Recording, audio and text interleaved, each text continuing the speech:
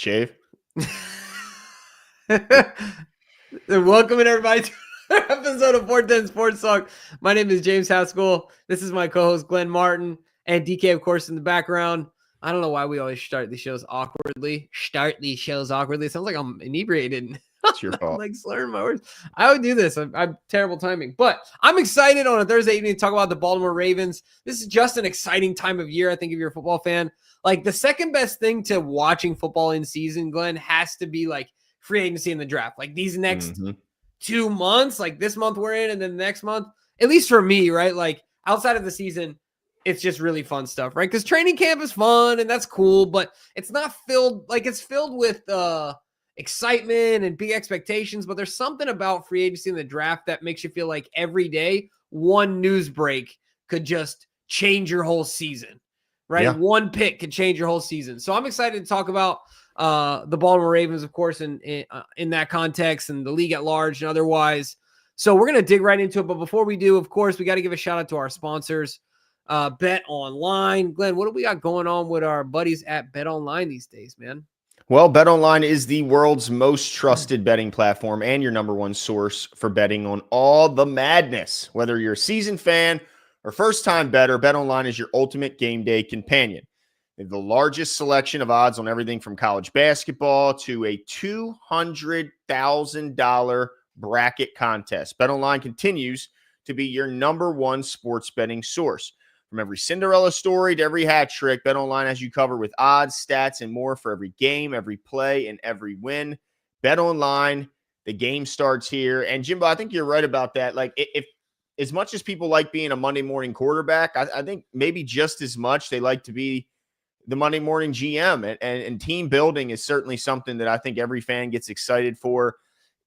This time of year, hope is all that some fan bases have. The hope that they'll nail a great player, that they'll pick up a franchise changing free agent, that somehow that if they're a losing franchise that they'll turn into the Commanders and go from an embarrassment to all of a sudden competing for championships like they are.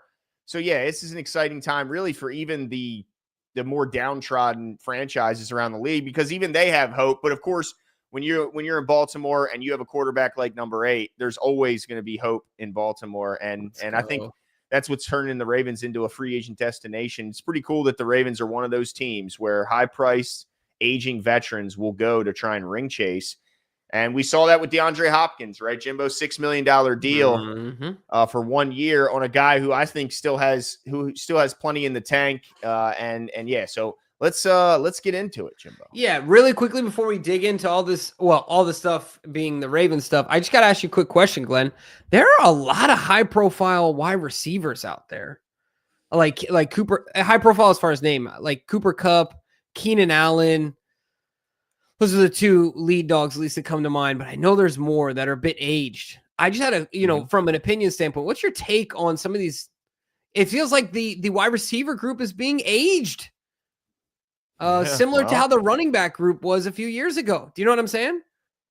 Yeah, and look, we got some Ravens stuff we're gonna touch on, but since Jimmy mentioned this, I think, what the hell? What is this? I'm trying. Sorry, guys, I'm trying to break in a new piece of equipment here. Let me see if it's actually working. Is it going? It's going.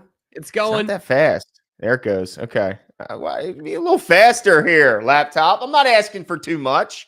There we go. All right, here it's coming up. All right, I knew there were more names than those two, but yeah, a lot of names here. Yeah, a lot of names. But look, this is a position where, just like other positions around on the team, wide receiver is becoming more and more advanced in the college game, and by the time they make it to the NFL, they're just more advanced than they used to be, right? Like they run more intricate route tree than they used to in college. They just come into the league more of a polished, finished product. And the product of that is probably how many 7-on-7s. 10 years ago, 15 years ago, there wasn't all these 7-on-7 camps, these flag football leagues all over. Well, now all these kids have been playing 7-on-7. They've been playing football all year. So yeah, they're better younger, and that's leading to some old guys being left out. Also, the contracts being where they are for high-priced wide receivers, over plus $30 million. is leading to some teams going, you know what? I think I'll choose the draft for a cheaper option. But Fair. who on this list? I mean, I think Cooper Kupp still is going to have a big market. But outside of him, I mean, look, Tyler Lockett's been overlooked the entirety of his career, and I don't think that's ever going to change. But is there – because to me, as a Ravens fan, I'm done. I'm done at wide receiver. Yeah. I am absolutely fine at wide receiver. If you want to throw in a very late guy who you just love in the 6th round, who you couldn't believe I thought is you were still an on the Elijah board. Moore guy. No. Heck no. No? Heck okay. no. Maybe I thought wrong. I'm definitely not number 6. Definitely not about that. No. See ya. And so I'll tell you one guy on this list that realistically has me intrigued. So I understand your point. Like, I would be completely fine. We're good. Everything's okay. Like, we can move on from wide receiver. However, I would not be upset about some, I don't know if the word is redundancy, but like a few swings there, right? To make sure that we're shored up. And if there's value in the contracts, then there's value in the contracts, right? I mean, if you think about what we paid OBJ, I mean, to what we're about to pay DeAndre Hopkins, it's incredible. Yeah, so that's true. You know what I'm saying? So the one other name on here that does get me intrigued is Brandon Cooks. He just gets me excited because I think he's a guy I mean, he's had an excellent career. Certainly he's kind of, he's bounced around. He's always been a trade. He's always, he seems to always be involved in a trade, but the dude's been productive everywhere he's played football. He's had some injuries and otherwise, but I think that if you go through a Zay injury, if you go through a Bateman injury, something like that, this guy's not going to be super expensive coming off the streets. And there's no way you can tell me that this guy hasn't been anything but productive in a number of systems, in a number of situations. I like Brandon Cooks here, man. Okay. Yeah. I mean, I think that's reasonable because he's not going to be one of the guys that's going to cost a ton. He has speed still. He's still shown that he has the ability to take top off the defense, and you have to respect that anytime he's on the field. Yeah. But I mean, he would certainly be it, right? Because there's already 5 guys signed for next year that I don't see them going anywhere, right? Like Zay's not going anywhere. Bateman, DeAndre obviously isn't. They just re-signed Tylan Wallace, which we're going to get to some of the recent signings, and they still have Tez Walker. That's 5. So they're already at 5 that we know are pretty much locks on the team. Or why else do you re-sign Tylan Wallace unless your plan is for him to make the roster? So maybe one spot is available, and maybe that's the guy that they need. I'm okay with that. I wonder if that's where they want to invest the last bit of change they have in free agency, but I think that's reasonable to say, okay, that's a guy that could at least be interesting here. But I'd like to see to spend the money elsewhere personally. That's fair. No, I understand that, but I just think that it's just an interesting phenomenon that's going on right now I feel like 2, 3, 4 years, a couple years ago, right? Yeah. Doesn't it kind of feel like that a little bit? Yeah. And even the ones who aren't free agents, like if I would have told you a player like DK Metcalf would move teams so easily, like it wasn't, I mean, I don't know, like a guy that age with that type of skill level, I think doesn't typically hit or doesn't become available in the market very often. But Seattle making some interesting moves this offseason. Getting rid of some faces and adding some new ones. But yeah, let's get into, I think, what the Ravens have been doing here recently. The first thing I want to talk about, we gotta bring up, it's not something that shocked anyone. It was kind of a foregone conclusion this would happen after we saw locker cleanouts at the Castle and everybody was huddling around Big Mike's locker to sign a helmet and tell him goodbye. Michael Pierce retires a Raven after a 9-year career. Shout out to Big Mike. 9-year career, most of which was spent in Baltimore. Did have a bit of a few-year period where he was elsewhere, but most of his time spent as a Raven. He played in Minnesota, though, did he? Because of COVID played a little and bit. Injury? I think he played a little bit. But you're right. He had, I think, COVID. There was a COVID year as well. They kind of threw everything off. But Mike Pierce, one of the all-time, undrafted success stories in Ravens history that you point to. And one of Ozzy's best picks as far as an undrafted guy who turned into one hell of a player, the fire hydrant, as you called him, Jimbo, and went off into the sunset on a great last season. Didn't stumble to the end. No, this dude made maybe his biggest highlight ever in year 9 with the interception he pulled off last last season. So shout out to Big Mike. I'm going to miss him on the sidelines, cutting it up with Brent Urban. No matter what Wired episode you watched, you saw Michael Pierce and Brent Urban hyping up the offense and cheering on Lamar and those other guys, Derrick Henry. I'm going to miss him, man. I'm going to miss the guy he is on the field, as well as the guy he is, on camera as well. Yeah, no, I agree with you there, Glenn. I think, we got some guys up front, obviously, but I think that this will cause the Ravens, not like they weren't prepared for this. We already kind of knew this was coming, but this will cause the Ravens to spend some time at the position, right? Whether that's draft, whether that's a veteran guy or otherwise. But a guy like Michael Pierce, to just like you said, to pay, to give him credit where credit is due. Very few talents with his size, mobility, athleticism, pass rush ability. I mean, I think he's in pretty rare air as far as his body type and ability to rush the quarterback. There's not plenty, but there's a number of guys we can think of in the league that have been his size and were able to do what he did from the, taking up 2 blockers and stopping the run and things like that. But man, he also added a real element to this game. I think one year, didn't he have 5 or 6 sacks, something crazy like that?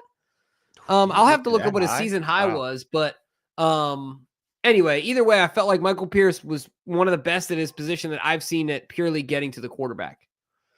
Yeah, no, he as far as his size, body type guy. Also, one of the all-time best run defenders. On top of that, I mean, he is a great run defender. Hard guy to get out of the interior of the defensive line. There can take 2 blockers, all that good stuff. So we'll miss Mike Pierce. Hopefully, you always worry about a guy that size. Hopefully he can shed the weight, because we see it typically with guys that play the position at over 300 pounds. Is that after they get done playing, typically they'd shave some of that weight off to get healthier, and I hope he can do the same, because to walk around at that size, that cannot be good for you as you age. So hopefully he'll be able to trim down like we see a lot of the interior offense and defensive linemen. But I also want to bring up the other big news of the day, which is exciting news, but I think some fans are getting a little bit, maybe too excited over the news that broke today that Marlon Humphrey's contract received the maximum restructure from the Baltimore Ravens, creating the most cap space that they could. And I'm going to throw it up here. Shout out to Brian McFarland, who did a good job of kind of showing some of that. Now, it's not completely up to date.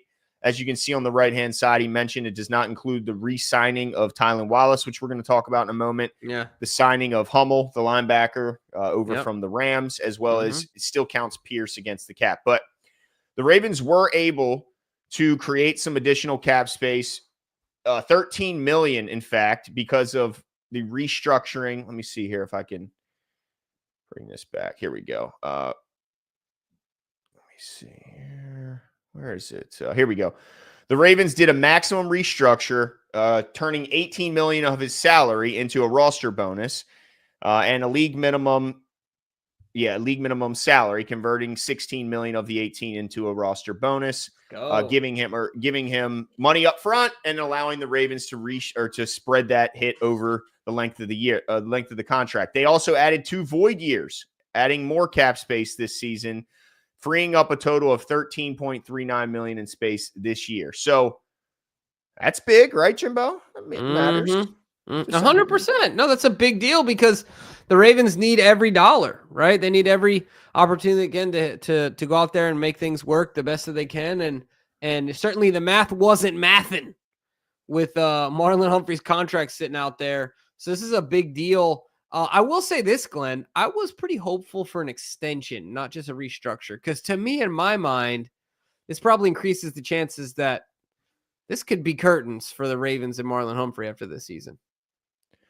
I guess so, but it could be something similar to what we've seen with Ronnie Stanley. It's like a lot of people thought that was the case last year when Ronnie took the pay cut and decided to stick around and kind of gamble on himself staying healthy. And it worked out. And look, he's still here. So hopefully there's some, because I don't want to see Marlon playing in a different jersey. He just seems like a Raven lifer to me. But yeah, I mean, as you can see here, there are some future expenses coming up. There are Marcus Williams, the full expectation he's going to be released. They will get some savings there. As you can see here at the bottom, there is still plenty of moves that they could do. There's other moves they could do, including a restructuring Lamar Jackson's deal, an extension. Now that you see the extension that the Bills gave to Josh Allen, it makes it, some people say that maybe there's some more urgency to get ahead of it with Lamar Jackson. Mark Andrews, we know about the $11 million they could create by either a release or trade with Mark Andrews, or an extension, which is what I'm rooting for, even though some fans say, hey, you're crazy. Let Likely shine. I say don't get rid of good players when they're still good. He's only 28. You keep him. Yeah. 100%. Not a fan of I don't mind the restructuring of Roquan. I'm not sure if I want to extend. I don't know, like how many. I don't know. I'd have to look at that. No, yeah, I don't think at this point we need to then extend Roquan Smith. I think part of it is that with Roquan, what's the 9.1 stand for? Is that a potential savings? Yeah, if you restructure them, that's the maximum you could save. Right, because the one thing I did know was that 100% of that money, 2025, so this coming season, was already guaranteed. So that $25 million, I think, or whatever that hit is. So I guess if you restructure it in a way that it's a bonus instead of towards the annual salary, then you're able to save a certain percentage of it. Okay. Yep. Yeah, and that's typically what they do. They turn salary into bonus in which you can spread over the remaining years of the contract. What's the most likely scenario here?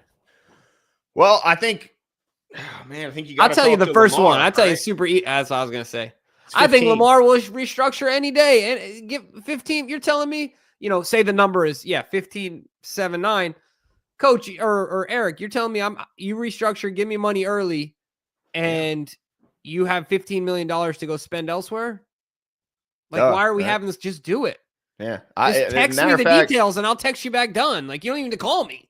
Yeah, most things are already written in the contract where they don't have to even ask your permission, especially when it's so obviously just helps you as the player. Like, you're getting the money now versus waiting for it. Like, right. It's just a classic win-win. So I think they got to do it. There's just not a lot of places where you can go find money. So it makes me think that there could be something going on with Mark Andrews. But I'm in the camp of hoping it's an extension because well, if this is an all-in year, right? If this is the year like I don't know if it was, maybe it was DK talking about this, feels more like that all-in type of year. Yeah, DK was saying that, yeah. That maybe you may have to, if you feel like there's still somebody out there, or a piece out there, maybe you do decide to do something with that $11 million. But I'm hopeful that they do the $6 million route with Mark Andrews and get an extension done. I don't want to see him elsewhere this year. Lamar just got the necessary weapons, in my opinion. Let's not start taking weapons away from him. Yeah, interesting. I know a lot of people don't agree with you on that one, Glenn. They're ready to see Mark hit the bricks. Yeah, look. That's right. Down at the bottom here, post one, Justin Tucker, $4.2 million. Is that all? But is there any chance that 4.2 isn't getting saved? I don't know what to tell you. I have no idea because the only thing we've heard lately the only shred of public evidence that we have is stuff that Justin Tucker's put forth. Yeah. And that's, that's just the fact of the situation right now. Right. And he's denying everything, of course, but $4 million. Whew. No. Yeah. I don't disagree with you. I don't know. I don't know what to say about the situation right now. As far as what's going to happen, I don't know. Yeah. Let's see. Just see, Deshaun doesn't want him to keep. They need to trade Mark Andrews. Okay. I don't know. I disagree. I think you keep them both for at least this year. I think you keep them both. Yeah. If you let Mark go, and Isaiah Likely misses 6 weeks in the middle of the season, Charlie Kohler's your number one tight end. Are you okay with that? And especially, let's say it's not just that Isaiah's hurt for 6 weeks. Let's say that Zay's also banged up or Bateman's banged up. I don't know, man. I don't want to go just voluntarily take away a guy who I think is still very, very good. It's not like Mark Andrews is 33 years old. He's 28. Yeah. And this is my follow-up question. I guess, okay. I didn't see this on here twice. The extension piece. So ideally, we would save $6 million if they extended him out. 28, huh? Man, why does Mark look older than 28? He's gray. He's salt and pepper. Is he? I thought he is. I feel like he looks the same age as he did when he came in the league. He's just like got the Justin Houston thing where he just looks older. Like 30 or 50 looks the same. You know what I'm saying? Yeah. But hey, it's going to look great at 50. As you're right. That's to his advantage, right? You know? But yeah, it might be the buzz cut, dude. You know what I'm saying? Might be the buzz. He doesn't look. He looks like he does it himself. I'll say that. He does look like his haircut. He does it himself. He doesn't want to spend any time thinking about anything else. Just buzz it, whatever. But I'm stuck on Mark. I don't know what to do. Yeah, it's a tough call, man, because there is a lot of cap savings, but I'm just not ready to just go, okay, it's the likely show now, and we're putting a lot more pressure on Isaiah Likely. We're allowing the defense, like, people forget how much defenses paid attention to Mark Andrews. Like, we talked about it on this show. He was being bracket covered in many a games where they had a guy underneath and a guy over top, and they said, you're going to beat us with somebody else. Now all that attention is going to go to Likely. Like, I don't know, man. I'm not so sure. But anyway, look. And the last thing I'll say about this, as you're about to say, I don't want to belabor it.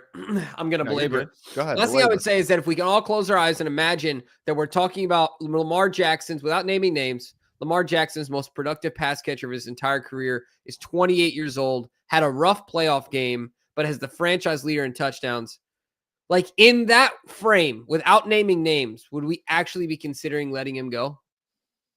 Of course. You know what I'm saying? Of course not. I mean, as hard as it is the Ravens to get a great pass catcher, we ain't letting them go. Right. So in my mind, I before was thinking they just eat it this year and you know, because you got to have Likely, but who knows what Likely's gonna be? I mean, it would be incredible if Likely then topped Mark's performance, but how likely is that? Right? Exactly. Like, pun intended. So I don't know, man. I think an extension's the way to go. Yeah. I'm not ready to give up on him. Nuno says fill the holes in the draft. Round 1, round 2, round 3 on defense. 4th round, go guard, tackle. Okay. I mean, look, I don't think that's unreasonable to think that they could do exactly that, because when you look at their offense, which we're going to do in a second, there's not a ton of glaring needs on the offensive side of the ball after this addition of DeAndre Hopkins, the re-signing, which I'm going to put up now, of Tylan Wallace, who comes back on a 1-year deal. So you really got your 3rd receiver and you got your 4th or 5th receiver, depending on where Tez Walker, if he climbs the ranks or not. You got 2 pretty good running backs that you feel pretty damn good about with Henry and Justice Hill. Right now, you feel good about your tight ends, right? You got a great quarterback. You got 2 good tackles. I think better than good. You got a great center. So yeah, pretty much just guards is really all you got to figure out on the offensive side of the ball, and you feel pretty good about the rest of the squad. So Nuno, to your point, I think that's pretty reasonable to think that that's exactly how the draft could go. Yeah, it'll be interesting to see how this thing turns out. I don't know if I agree with that wholehearted or 100%, but it is reasonable, like you said. Yeah, but let me tell me what you think here, and shout out to Cole for putting this depth chart together for me here. But what do you look at now? And I'm going to switch to the defensive side of the ball here in just 1 second. But what do you look at right now as the most glaring weakness right now? Like, are you okay if they don't? Let's say a wide receiver of value doesn't fall into their lap. Mm-hmm. Are you okay with them not reaching on wide receiver? Yeah. This clearly has to be an O-line move, right? Gotta be. Has to be, because Voorhees is a question mark, and in most people's cases, Falele is a question mark.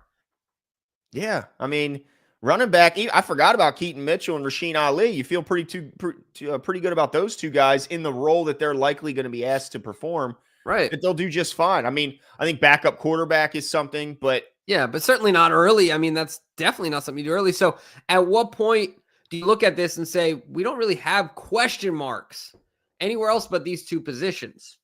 Right. Exactly. And like you said, Glenn, in the show with Jason, let the best guard fall into your lap. Why not? And then do it again in the 2nd round. You know what I mean? If the perfect guy is there that fell for some reason in the 1st round and you have him graded there, it just makes total sense, right? Go after him, get him. And then certainly you can do so in the second, third round. You know what I mean? The only way I would say that that's not the case is that if a guy that's a top 10, 15 prospect in the Ravens board, regardless of position, just happens to fall there. I also liked your take, defensively. I don't know if he has a defensive one of these. But defensively, does if Cole he? has like a graphic. Yeah, he does. But the thing is spinning right now. What's going on? No, you're good. But what I was going to say is like, I like the idea of safety if the right guy falls there. But let's see. So anyway, what I was going to say is I like the idea of safety, but really, initially I was like, yeah, but you brought up a point. It really unlocks Kyle Hamilton. Is what if you have a guy that you can play back there, really, really unlocks Kyle Hamilton. And Deep Mahmood says trading Mark makes no sense with 10 plus draft picks. That's fair because it's not like Madden, right? You're not going to get you're not going to get players or players. You're going to get draft picks, and you know what I mean. So that's a good point, Adi. Unless there's a way that you take Mark and you consolidate, right? And then you move up in the first round, something like that, right? Or you move up in the second round, like in a consolidation of picks plus Mark would be the only way that would make sense to do. But to your point, with the idea of getting more picks, no. The idea of getting better pick position, yes. Yeah. I think you can easily, if you want to kick the tires on, another tight end in the draft later on. I see. I don't even see the value in that because remember they got Kadri Ismail's son, who's also kicking the tires around, and they signed him to a futures deal. And I think they're okay at the tight end spot. Let's not go fooling with it. But I do want to quickly, before we move to defense, because we will, but before we move to defense, I want to just bring up, there's some names in free agency when it comes to the offensive side of the ball, on the interior of the offensive line, I should say, that I want to throw this up here because there's some names, Jimbo, that we always talk about. Hey, let's get. I didn't do it the right way. I didn't hit the screen first. I'm trying here. You got this, dude. I got this. I'm trying my best. You know what I should get? A mouse. I miss having a mouse. Let's go. I miss having a mouse, dude. The pad is cool, but I miss having a mouse. All right, is it coming up on the screen here? Okay, here we go. All right, you got it. There's some pretty big names in the interior of the offensive line still available at free agency. Brandon Scherf being the number one guy. He didn't allow a single sack in 592 pass blocking snaps this past year. Among guards, only Trey Smith of the Chiefs had more pass blocking snaps without allowing a sack. So he's an older guy, but that could mean good things as far as the contract value.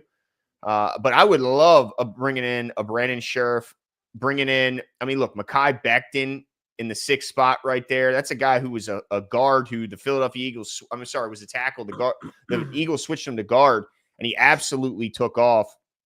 What's your thoughts on them? If they are able to create, because right now, when we had it up, I didn't say it, but if you remember, it was only $5-point-something million in projected cap space. And you got to remember they have 10 or 11 draft picks they got to sign as well. So, and then you got to have a little bit left in the tank just for in-season additions for injury cases. So they got to create more space. But if they can, do you think they should kick the tires on a veteran in the interior instead of going into draft for it? Look, there's less risk, I think, in a lot of ways when you go after a vet. And so ultimately it comes down to the right one. I like being able to reasonably cover our bases before the draft. So I guess my preference would be address it first here. Let's go after a guy and get aggressive. If there's a guy we like, you remember Tevin Jenkins was a guy we liked back in the day. We did. Man, it's crazy. He's like an older guy, and we covered him on this show. It's funny. I know. And it's also wild that, obviously things haven't worked out for him in Chicago, or else he wouldn't be sitting here. And isn't that his second team? Yeah, I believe did he start with the Raiders? I thought he started with the Saints. It might have been the Saints.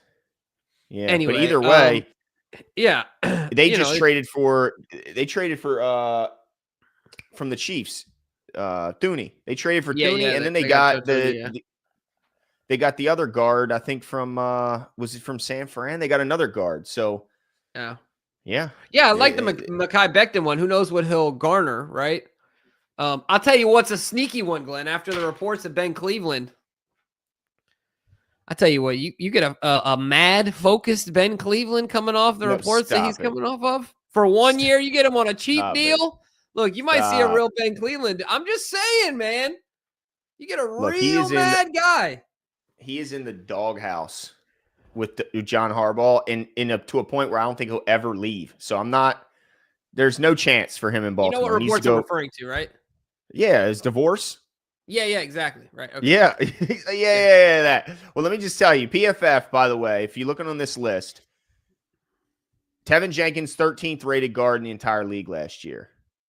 Mekhi Becton, 20th in the entire league. Let's see. I know Brandon Scherf is the number one on this list. According to PFF, he was the 36th best guard. So there is obviously there's some help here. I think this could absolutely help the team if they go out, seal up that hole, just make the offensive line such a massive strength for this team.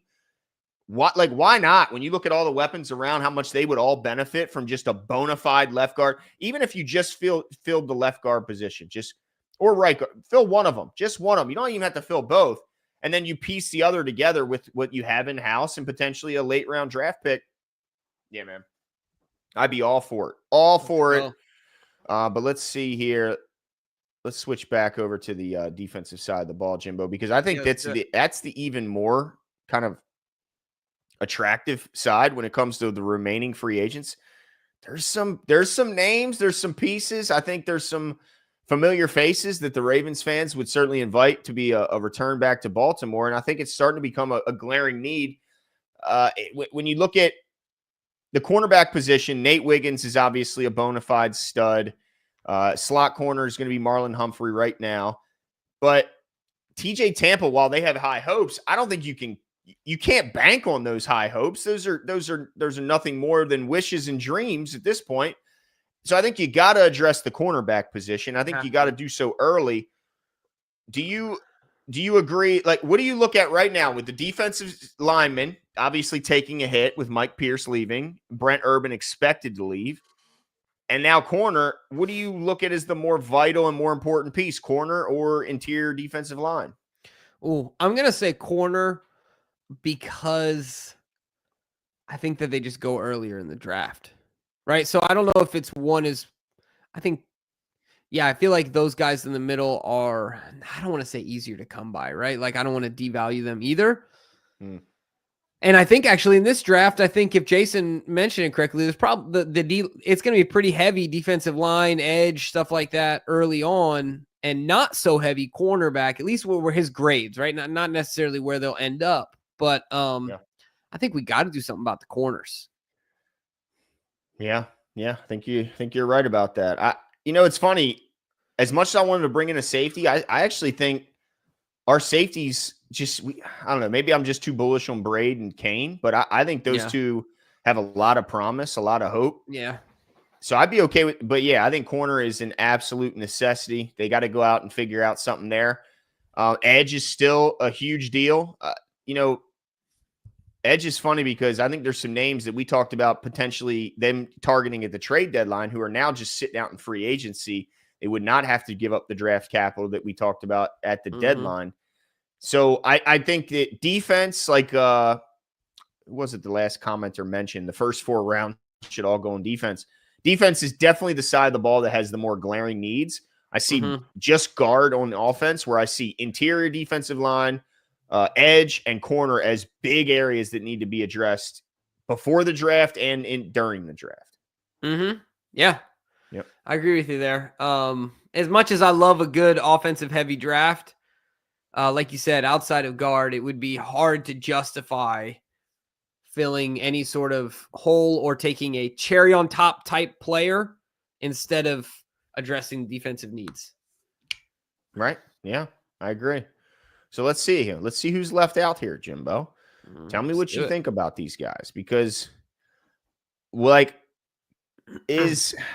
many years is Calais Campbell going to chase rings? Like, how many years does he have? Because I thought last year was his last hurrah, and yet again, when I pull up the interior defensive line list, number one, right there, still getting it done, still plugging up the middle. Calais Campbell, and still the emotional leader on that defense last year for the Dolphins. Would you welcome a return home to Calais Campbell to be to be the replacement, I guess, for Michael Pierce?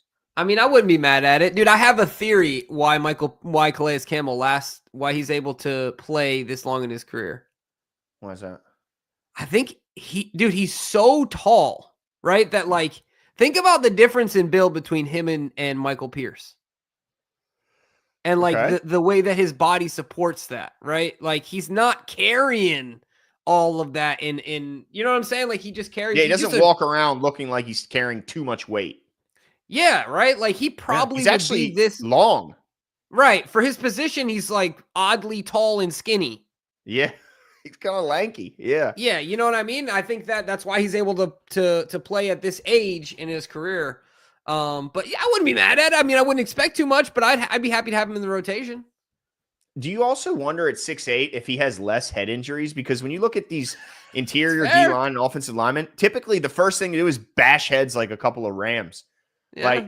But I wonder if he's just too damn tall for that to be a case, especially now that he doesn't bend as well as he used to. The guys are just hitting him in the nameplate, like where the team name is, right? You know what I'm saying? But whereas Michael Pierce, he's got no chance. I mean, this dude, he led with the top of the crown of his helmet every play. So, yeah, I would welcome a return back for Calais Campbell. Mike Pennell also intrigues me a bit as just a run stuffing big boy. But I do think they need to at least, to your point, like earlier, it's not like a glaring need when you still have Travis Jones, Broderick Washington, and Nnamdi Madubuike. It's not like the cupboard's bare when it comes to interior. So it's not an extreme need. So, but you could kick the tires on it and probably get Calais Campbell at a very reasonable rate because he's, again, ring chasing. He's already made enough money. He's already sealed up, I think, his candidacy for Hall of Fame. And all that's left is that ring. Also, we talked about the interior. Here's my thing about the inside linebacker position. We talked about. You want to get into this. Yeah, because look, the team was no doubt better on defense, without a doubt, when the defense decided to turn to the aging veterans, the more experienced players over the middle in Chris Board and Malik Harrison. Well, Chris Board's gone. Malik Harrison's gone. And now it's just Simpson and Roquan. Now, we feel good, obviously, about Roquan. I think he's one of the best in the league. But Simpson next to him, it didn't look good. It made Roquan look bad. He had a slow start to the year, which some said he was fighting injury, but there was no proof of that.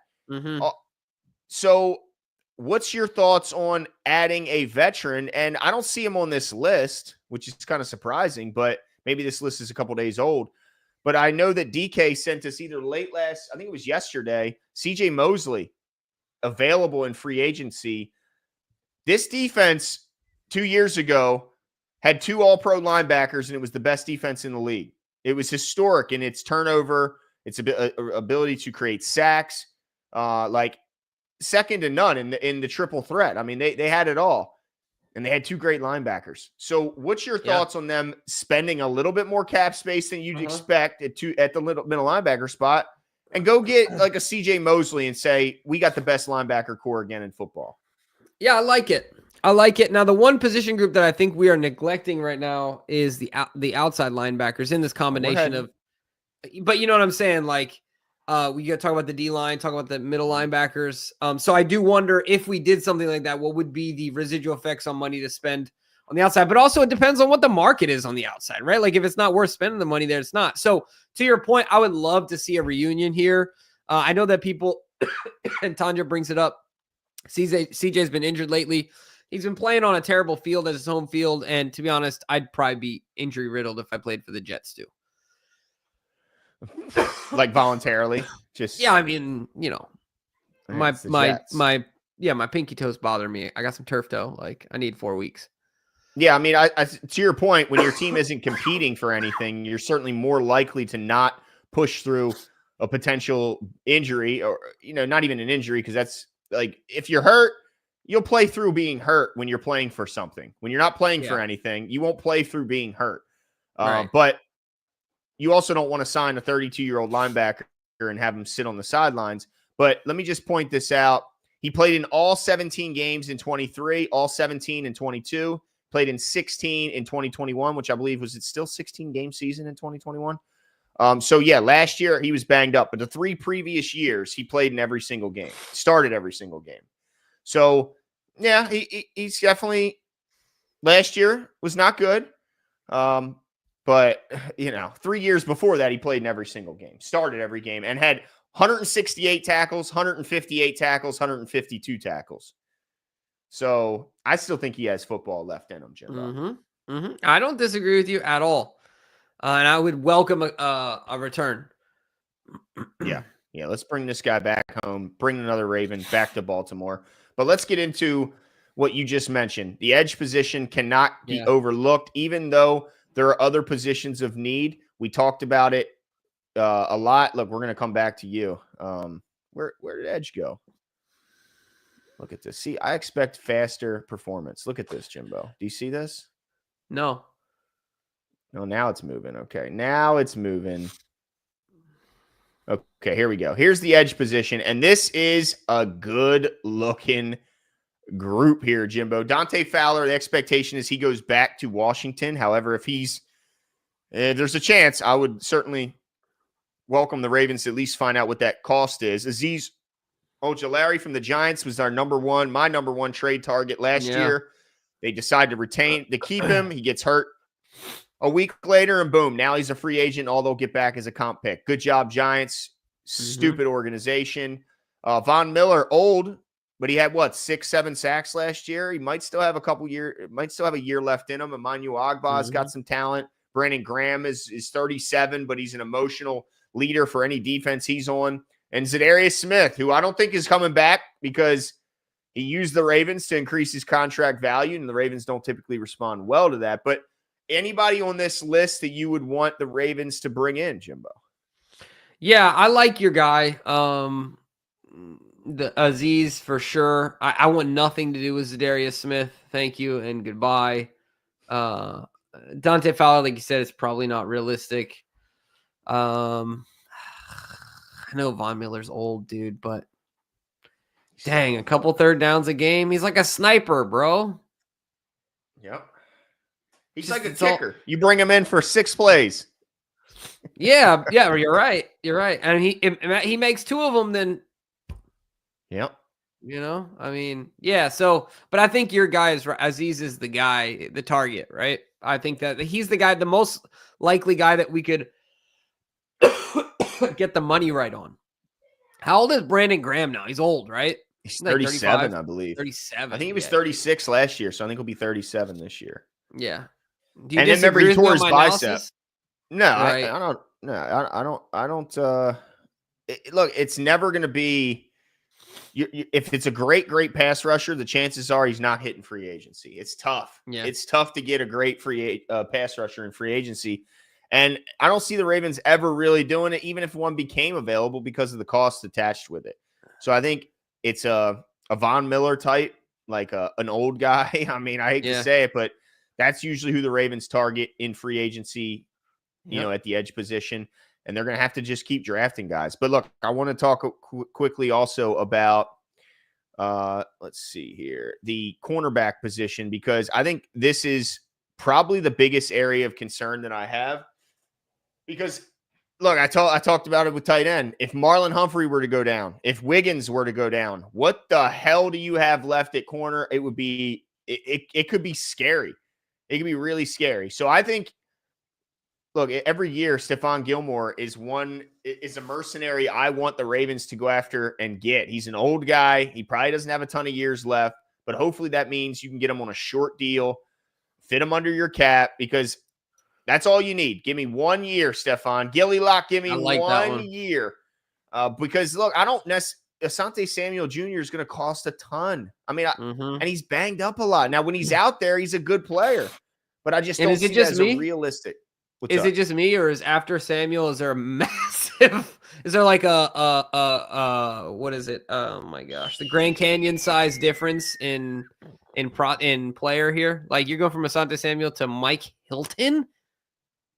Like, I Yeah, don't want different types of nothing to do players. with Mike Hilton. Sorry, Mike. I'm okay. I've seen you plenty. I'm good.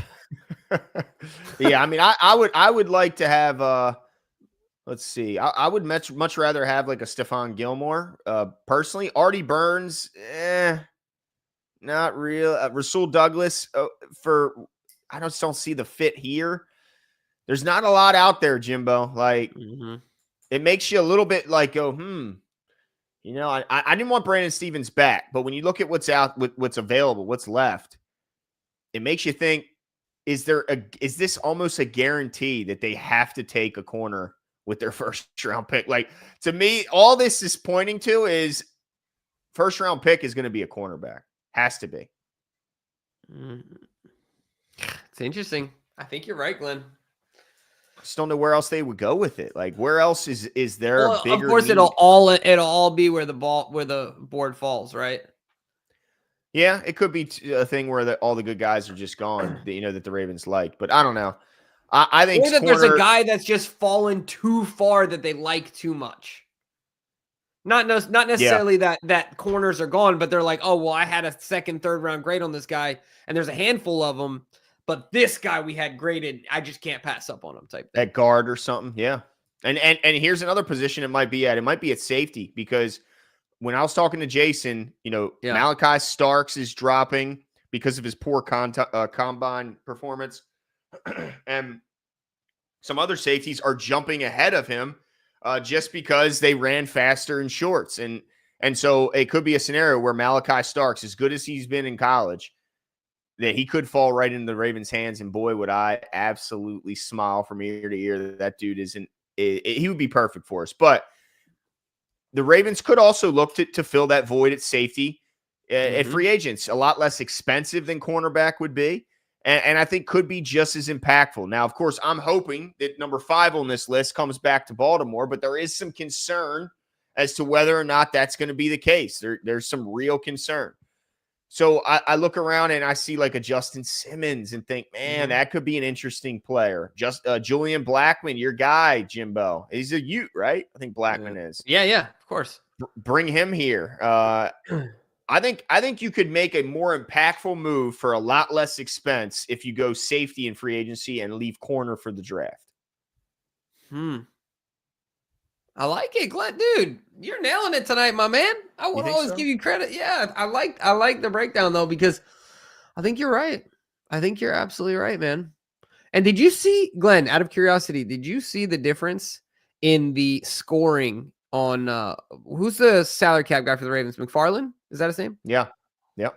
The difference between the combination of Kyle Hamilton and Marcus Williams and Ardarius Washington and Kyle Hamilton? I didn't see. What was it? I forgot what the exact score, whatever the range was, the ranking. Anyway, the two combined, it was 30th in the league as a pair to first in the league. And the reason I bring that, go ahead. I was going to say the reason I bring that up is because it made all the difference in the world for us the last push at the end of the season, right? To just simply stabilize, right? And outside of the fact that Ardarius made plays, but just stabilizing the mistakes was a huge difference for us. Yeah, no, you're right. And to your point, I have PFF open right now at safety position. Number 2 rated in the whole league. No surprise here, Kyle Hamilton. But maybe a surprise here, number 8. 1 spot ahead of Derwin James. 2 spots ahead of Jesse Bates. The third is Ardarius Washington. Number 8 rated in the entire league. So let's go, baby. Like, I mean, ahead of some names, like I just mentioned, Derwin James, Budda Baker, Justin Reed, Jesse Bates III, CJ Gardner-Johnson, who the Houston Texans just traded for. Like, all those guys were rated and ranked behind Ardarius Washington. So I think you got to go get him, but also Julian Blackmon, 30th rated safety in the league, which, that would be a great third safety for the Ravens to bring in, but I think you gotta bring back Ardarius Washington. He's made too many plays. He was too crucial for that turnaround on defense. It's so funny too, though, because when you look at PFF, it has all like their height and weights listed. He is just by far the smallest guy. Like everyone else is like 6'1", 203. Kyle Hamilton, 6'4", 220. Joe Brandon, 6'1", 190. And then Ardarius, 5'8", 175. Let's go, baby. He's got to be bigger than that now, though. I would be shocked if he's 175. Well, he ain't taller. No, but he's got to be heavier than that. Yeah, he's definitely put on some muscle, but I'm sure all these guys are probably heavier than this listing, and ain't nobody 5'7", Jimbo. Not like Ardarius. But that dude just makes plays. It's absolutely crazy. We cannot let him leave, though, like J-Rock is saying. Yeah, we cannot let this guy leave. But the Ravens, I believe, have first right of refusal. So they do. Yep. I think if a team does decide to put an offer together, I think the Ravens would match it unless it's something absolutely ridiculous. But I don't see that being the case. So, no, yeah, man, I'm hopeful that the Ravens continue to be active in free agency, particularly at the positions of offensively, a guard potentially, or at safety on the defensive side of the ball. And then, yeah, let's just go at it with the draft for the rest of the positions is my position. Let's go, baby. Go at it. Go after it for the rest of the positions is Glenn's position. Let's go. That's right. I like it. No, I like that a lot. Let us know, guys, where you think the Ravens will find the value, right? Because whether that's in free agency or in the draft, this is what Eric pinpoints and does a really good job at. So it's going to be interesting to see. That's what we're constantly trying to keep up with.